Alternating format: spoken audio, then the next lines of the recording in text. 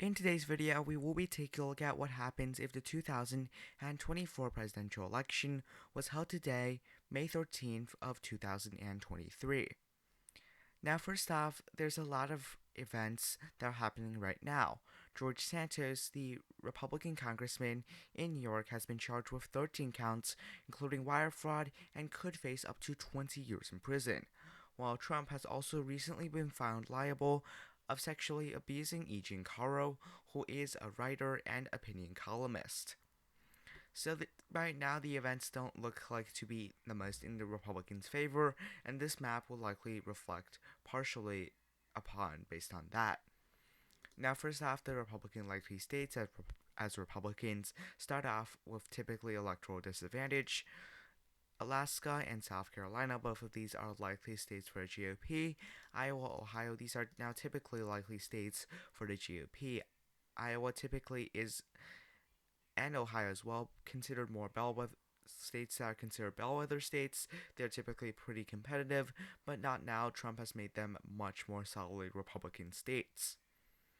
And as well as that, I think Texas will be in the likelier GOP column. I think the margin won't be that great, but I think Republicans are going to be able to win the state by at least 5 points. I think Maine 2nd District as well going to be a likely state for the GOP. And those are going to be likely states for the Republican Party, while for the Democratic Party as well.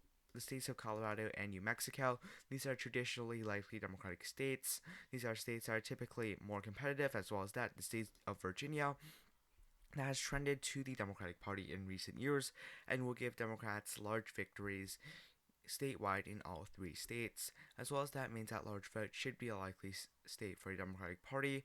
Now, the 1st District has a significantly higher turnout than the 2nd District.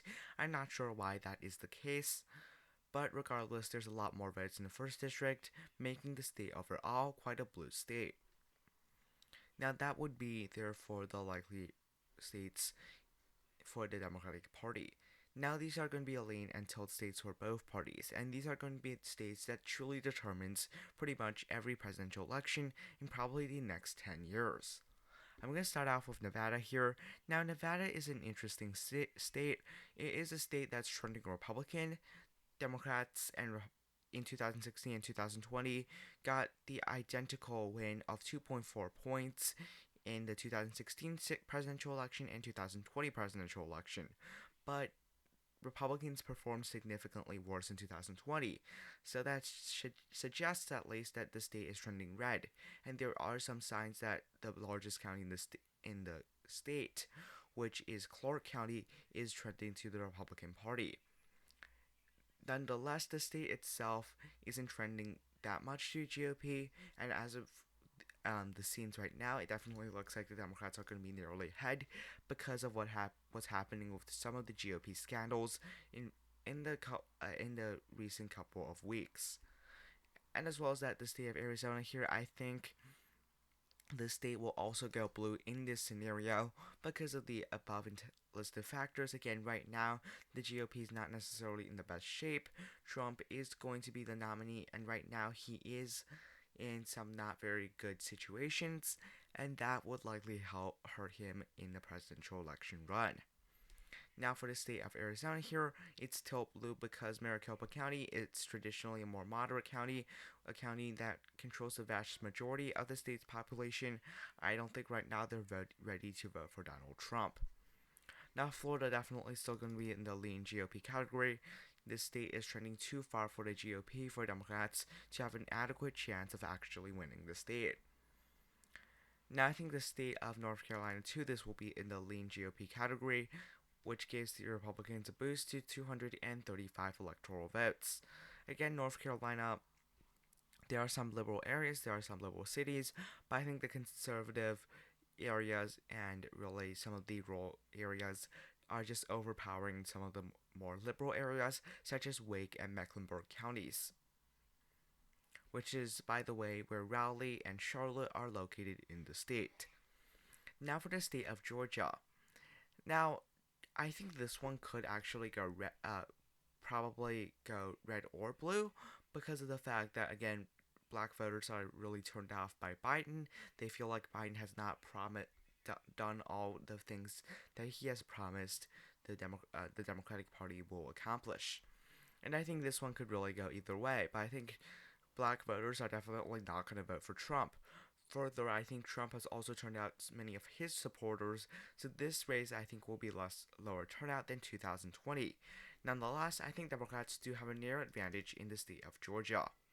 Now, this gives Democrats a pretty nice lead here. They have 244 electoral votes, and that's going to be 254 because Minnesota is definitely in the lean Democratic category. It's a state that Joe Biden did win by 7 points, so it's going to be very hard for him to actually lose the state. Further, New Hampshire should be in the lean Democratic category for the same reason. Biden did win the state by 7, and I don't think Democrats are going to necessarily lose the state in the coming few elections. Now, the Rust Belt won't decide it all, and before that, Nebraska's second does go for the Democratic Party because of the fact that Democrats won this district by 7. Now, this district is slightly more conservative thanks to redistricting, but the district was not heavily gerrymandered by either political party, mainly the Republicans. The Republicans did not really change the district that much, so Democrats are still favored in that district. So, these are the final 3 states. Democrats only need to win one of these 3 states in order to at least have a draw, and they can win either Michigan or Pennsylvania to win the presidency. I think Wisconsin here will be going to the GOP. Again, I think Wisconsin's too far gone for the Democratic Party. I think that the fact that many of the rural areas are just not going to vote for Democrats, and for some of the wild counties, I think really they won't decrease, at least for the GOP in coming elections, and that would be helpful for Donald Trump for him to win the state.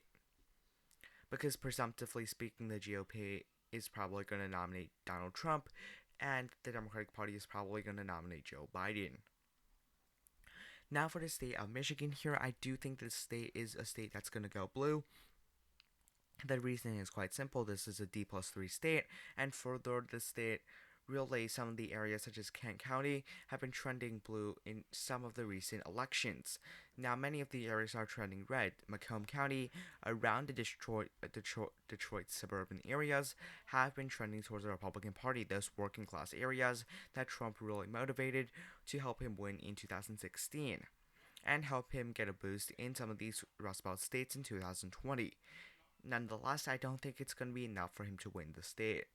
Further, for the state of Pennsylvania, I think Pennsylvania will be a state that goes to the Democratic Party by a margin of about a tilt margin. Because of the fact, again, I do think that, again, recent couple of weeks haven't been the best for GOP.